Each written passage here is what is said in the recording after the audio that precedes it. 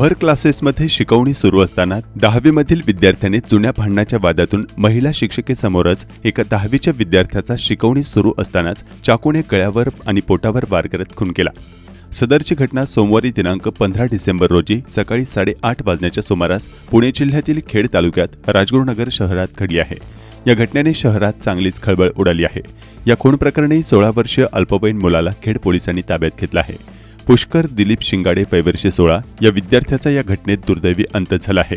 या घटनेने पालकांमध्ये भीतीचे वातावरण पसरले आहे। मयत पुष्कर हा इयत्ता 10वी मध्ये हुतात्मा राजगुरू महाविद्यालयात शिक्षण घेत होता, तर अल्पवयीन आरोपी विद्यार्थी हा मांजरेवाडी पिंपळाची येथील कैलासवासी वसंतराव मांजरे विद्यालयात शिक्षण घेत आहे। मांजरेवाडी येथील काही विद्यार्थी दर सोमवारी राजगुरुनगर या ठिकाणी खाजगी शिकवणीला सकाळी येत असतात। मयत पुष्कर याचे वडील दिलीप शिंगाडे हे एसटी महामंडळात वाहकाची नोकरी करत आहेत। पुष्कर हा एकुलता एक मुलगा होता। त्याच्या हत्येने शिंगाडे कुटुंब पूर्णपणे हादरले आहे, तर अल्पवयीन आरोपी हा मुलगा देखील आई वडिलांचा एकुलता एक असल्याचं समजतंय। ही घटना राजगुरुनगर शहरातील माळीमळा कोर्ट रस्त्यावर पाण्याच्या टाकीजवळील एका फ्लॅटमध्ये घडली आहे। खाजगी शिकवणीचे क्लास सदर ठिकाणी घेण्यात येत होते। या हत्येच्या मागचे नेमके कारण अद्याप स्पष्ट झाले नाही। शहरातील खाजगी क्लासेस मोठ्या प्रमाणात पेव फुटल्यानं क्लासेसला येणाऱ्या मुलामुलींचे प्रमाण मोठे आहे। क्लासेसच्या परिसरात टोळक्याने उभे राहणे, आरडाओरडा करणे, अश्लील बोलणे, शिवीगाळ करणे, प्रसंगी हाणामारीचे प्रकारही वाढीस लागले आहेत। शाळेत दिवसभर अडकल्यानंतर सकाळी आणि सायंकाळी खाजगी शिकवणीला पाठवण्याचा पालकांचा हट्ट असतो।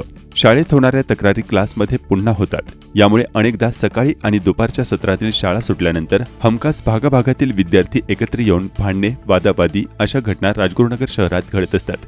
चाकण शहरात देखील यापेक्षा वेगळी स्थिती नाही। दरम्यान खेड पोलिसांनी अल्पवयीन विद्यार्थ्यास हत्येप्रकरणी ताब्यात घेतले असून पुढील तपास सुरू आहे।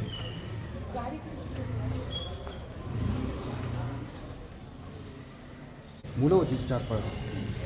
हो हो हो हो हो यस।